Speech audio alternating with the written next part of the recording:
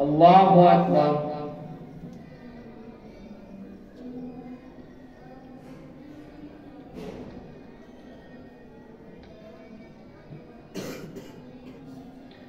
الحمد لله رب العالمين الرحمن الرحيم مالك يوم الدين إياك نعبد وإياك نستعين اهدنا الصراط المستقيم صراط الذين أنعمت عليهم غير المغضوب عليهم ولا الضالين. ولقد أرسلنا إلى من قبلك فأخذناهم بالبأساء والضراء لعلهم يتضرعون فلولا إذ جاءهم بأسنا تضرعوا ولكن قست قلوبهم وزين لهم الشيطان ما كانوا يعملون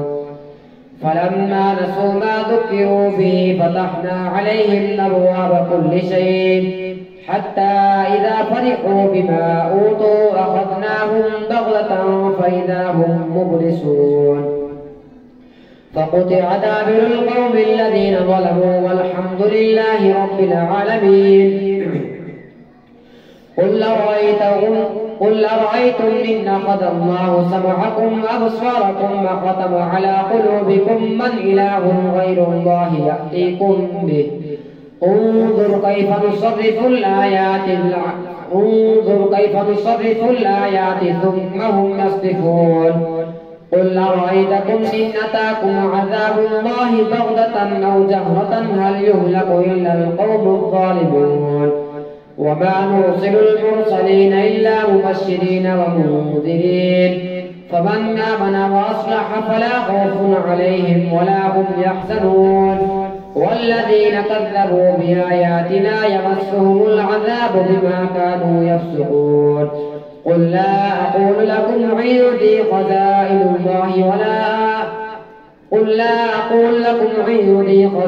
الله ولا أعلم الغيب ولا أقول لكم إني ملك إن أتبع إلا ما يوحى إلي قل هل يستوي الأعمى والبصير أفلا تتفكرون. وأنذر به الذين يخافون أن يحشروا إلى ربهم ليس لهم من دونه ولي ولا شفيع لعلهم يتقون. ولا تطرد الذين يدعون ربهم بالغداة والعشي يريدون وجهه ما عليك من حسابهم من شيء وما من حسابك عليهم من شيء فتطردهم فتكون من الظالمين. وكذلك فتنا بعضهم ببعض ليقولوا أهؤلاء من الله عليهم من بيننا أليس الله بأعلم بالشاكرين. وإذا جاءك الذين يؤمنون بآياتنا فقل سلام عليكم كتب ربكم على نفسه الرحمة أنه من عمل منكم سوءا بجهالة ثم تاب من بعده وأصلح فإنه غفور رحيم. وكذلك نفصل الآيات ولتستبين سبيل المجرمين. قل إني نهيت أن أعبد الذين تدعون من دون الله قل لا أتبع أهواءكم قد ضللت إذا وما أنا من المهتدين. قل إني على بينة من ربي وكذبتم به ما عندي ما تستعجلون به إن الحكم إلا لله يقص الحق وهو خير الفاصلين. قل لو أن عندي ما تستعجلون به لقضي الأمر بيني وبينكم والله أعلم بالظالمين.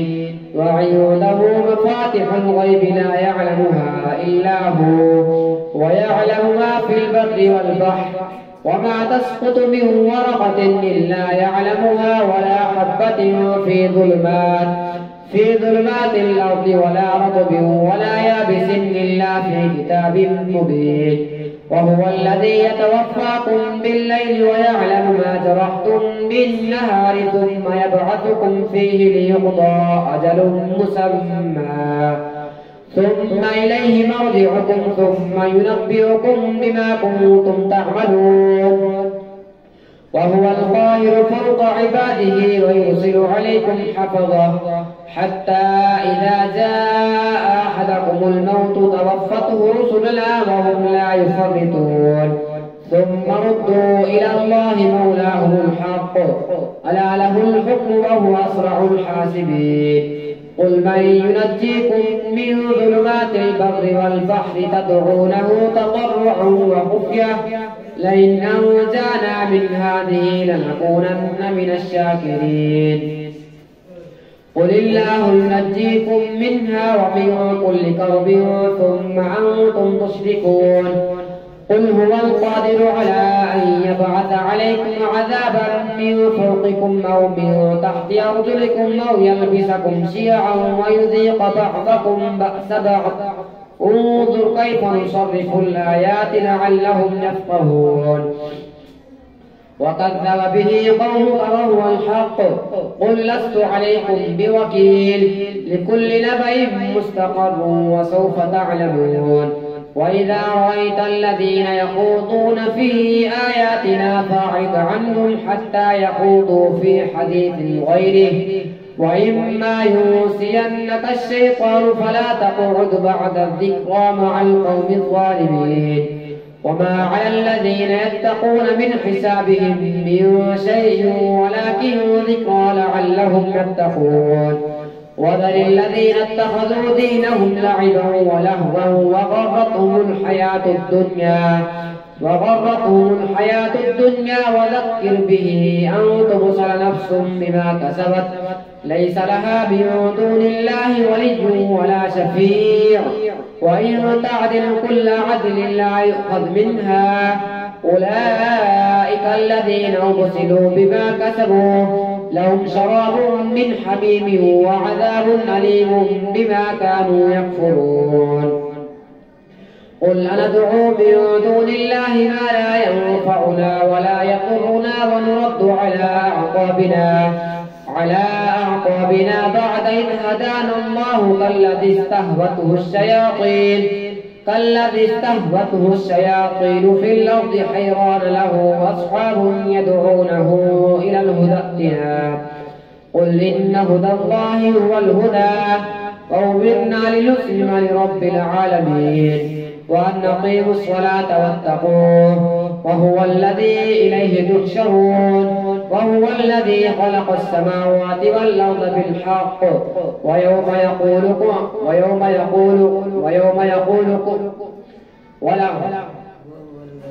وهو الذي خلق السماوات والأرض بالحق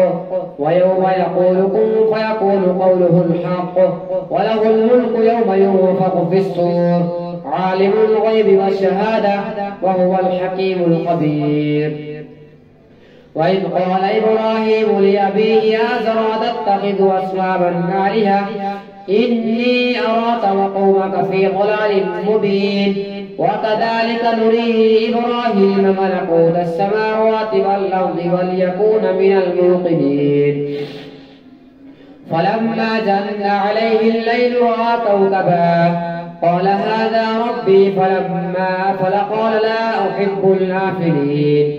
فلما رأى القمر بازغا قال هذا ربي فلما أفل قال لئن لم يهدني ربي لأكونن من القوم الضالين فلما رأى الشمس بازغة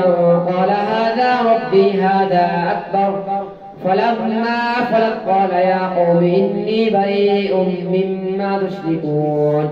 إني وجهت وجهي للذي فطر السماوات والأرض حنيفا وما أنا من المشركين وحاجه قومه قال أتحاجوني في الله فقد هدان ولا أخاف ما تشركون به إلا أن يشاء ربي شيئا وسع ربي كل شيء علما أفلا تتذكرون وكيف أخاف ما أشركتم ولا تخافون أنكم أشركتم بالله ما لم ينزل به عليكم سلطانا فأي الفريقين أحق بالأمن إن كنتم تعلمون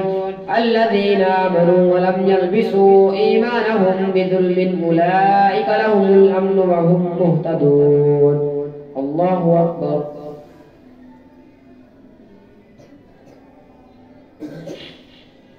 سمع الله لمن حمده. الله أكبر.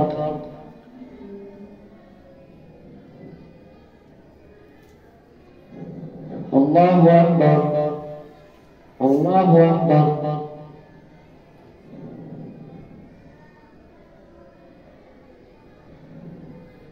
الله أكبر. الحمد لله رب العالمين الرحمن الرحيم مالك يوم الدين إياك نعبد وإياك نستعين اهدنا الصراط المستقيم صراط الذين أنعمت عليهم غير المغضوب عليهم ولا الضالين.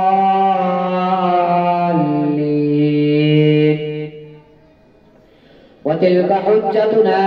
آتيناها إبراهيم على قومه نرفع درجات من نشاء إن ربك حكيم عليم. ووهبنا له إسحاق ويعقوب كلا هدينا ونوحا هدينا من قبل ومن ذريته داود وسليمان وأيوب ويوسف وموسى وهارون وكذلك نجزي المحسنين وزكريا ويحيى وعيسى وإلياس كل من الصالحين وإسماعيل واليسع ويونس وذا الكفل كل من الصالحين ومن آبائهم وذرياتهم وإخوانهم واجتبيناهم وهديناهم إلى صراط مستقيم. ذلك هدى الله يهدي به من يشاء من عباده ولو أشركوا لحبط عنهم ما كانوا يعملون. أولئك الذين آتيناهم الكتاب والحكم والنبوة فإن يكفر بها هؤلاء فقد وكلنا بها قوما ليسوا بها بكافرين.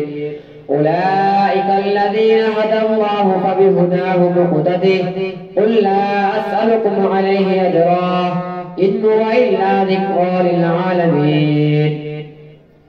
وما قدروا الله حق قدره إذ قالوا ما أنزل الله على بشر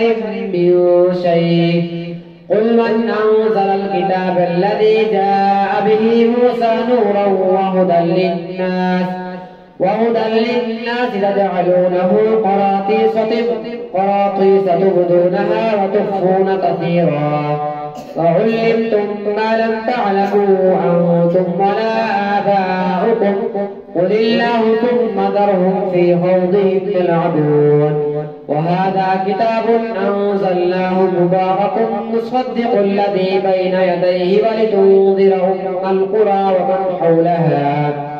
والذين يؤمنون بالآخرة يؤمنون به وهم على صلاتهم يحافظون. ومن أظلم ممن افترى على الله كذبا أو قال أوحي إلي ولم يوحى إليه شيء ومن قال سأنزل مثل ما أنزل الله. ولو ترى إذ الظالمون في غمرات الموت والملائكة باسطوا أيديهم أخرجوا أنفسكم اليوم تجزون عذاب الهون بما كنتم تقولون على الله غير الحق وكنتم عن آياته تستكبرون. ولقد جئتمونا فرادا كما خلقناكم أول مرة وتركتم ما خولناكم وراء ظهوركم وما نرى معكم شفعاءكم الذين زعمتم أنهم فيكم شركاء لقد تقطع بينكم وضل عنكم ما كنتم تزعمون. إن الله فالق الحب والنوى يخرج الحي من الميت ومخرج الميت من الحي ذلكم الله فأنا تؤفكون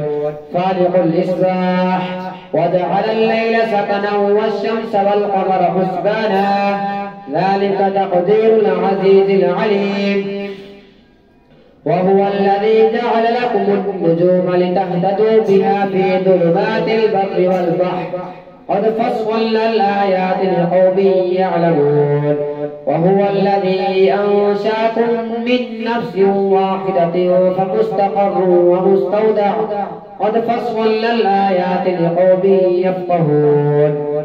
وهو الذي أنزل من السماء ماء فأخرجنا به نبات كل شيء فأخرجنا منه خضرا نخرج منه حبا متراكبا ومن النخل من طلعها قنوان دانية وجنات من أعناب والزيتون والرمان مشتبها وغير متشابه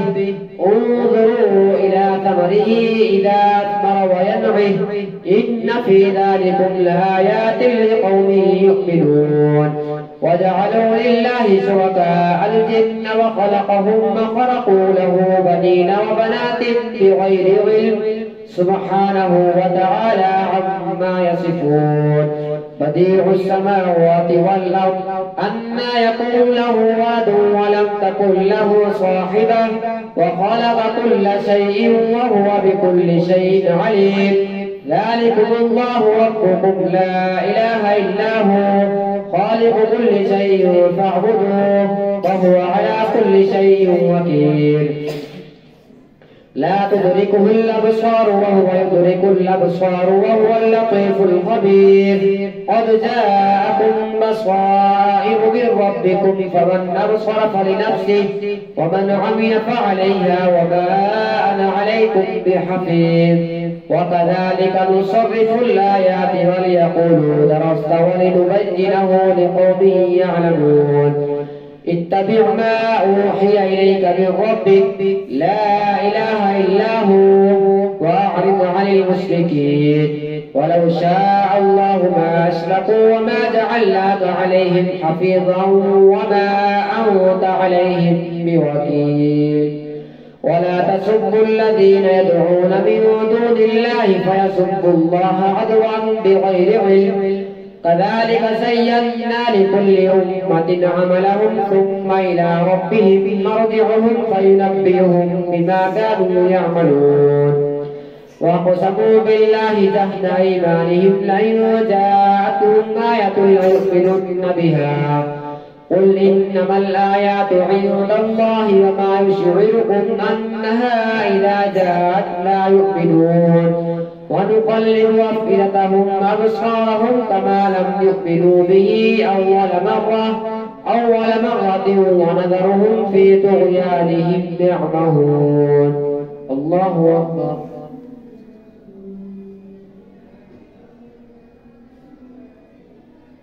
سمع الله لمن حمده الله أكبر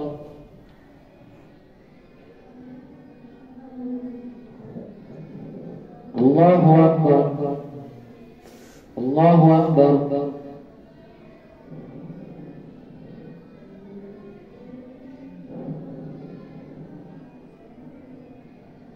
الله أكبر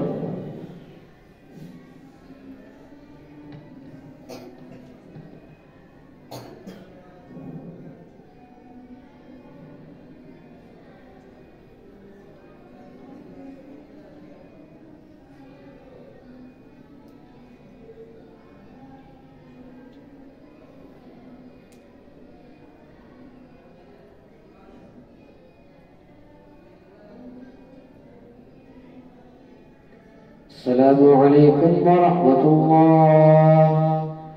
السلام عليكم ورحمة الله.